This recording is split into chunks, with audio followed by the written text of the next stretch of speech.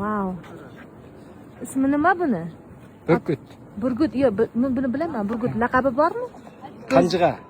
Qanjiqay. Qanjiga. Ati. Nima degani u? Al yerдин басып эме байлай турган жанакы куржун байлай турган кайыштан жасалган боо.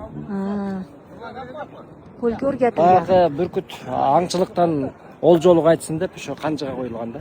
Nega kelayotgan mehmonni bunaqa burgutlarni parvoz bilan kutib olyapsizlar? Биздин Кыргызстандын, Кыргыз элинин ата-бабалардын бул өнөрү, эң байыркы ата-бабаларыбыз бүркүт салган. Ошол өнөрүбүздү көрсөткөнгө аракет кылабыз. O'zingiz ovchimisiz? Ооба. Burgut yordam beradimi sizga? Берет. Nimalar ovlaysiz? Qayerlarda ovlaysiz? Qanotini qarang kattaligini. Wow, go'zalligini. Буюрса бул көчмөндөр оюнуна катышат турган бүркүт. Күздө. Aha. Сентябрь айында бүткүл дүйнөлүк көчмөндөр оюнуна катышат турган бүркүт. Qanaqa musobaqa bo'ladi unda? Burgutlar Белдеш болот, жарыш болот. Bellashuv. Жарыш болот. Атайын 2 эреже бар.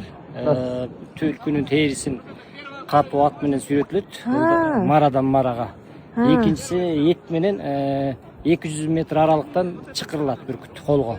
Ээсин таанып түз учуп келип колго конуш. Kim birinchi borib, tulkini terisini olib qaytish kerakmi? Кайсыл ылдам барып, ошол 2 күн аткарса, секунд менен өлчөнөт. Ошол жеңүүчү болуп эсептелет. Bu chempionmi?